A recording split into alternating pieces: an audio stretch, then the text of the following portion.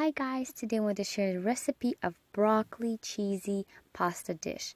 So simple. You're going to need some small shells, Parmesan cheese, garlic, salt, and some broccoli, of course. So we're going to chop off just the heads and throw away this part. We won't need it. And then we're just going to put it in a bowl and wash it. So here we have.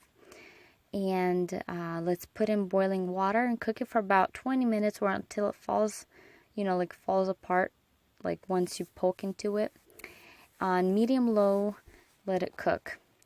And in the meantime, we're going to chop up our, mince our garlic, heat up our skillet, and on medium-low heat, probably even low, just low, let it kind of cook out the garlic, but don't burn it because it is not good. And then remove it from heat because it's going to continue to cook.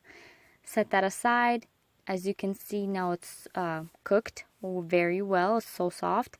Take out the broccoli into a bowl and have some water from the pasta from here that was been cooking. Save a little bit of water.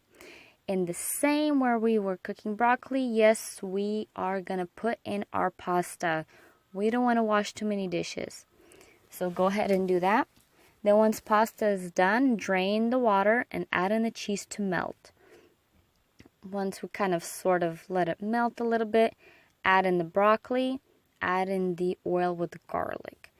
That's it. It's so simple and it's so good. My kids love it because, and it's like they get to eat their vegetables. So I'm mixing here cheesy broccoli, pasta, throw in some chicken, cooked chicken if you want to add some protein. But this is really nice, fast, and pretty cheap, I guess you can say. So yeah, I hope you guys find this easy. Hope you guys enjoy watching my video. Like and subscribe, and you'll be seeing more uploads. Thanks so much. Have a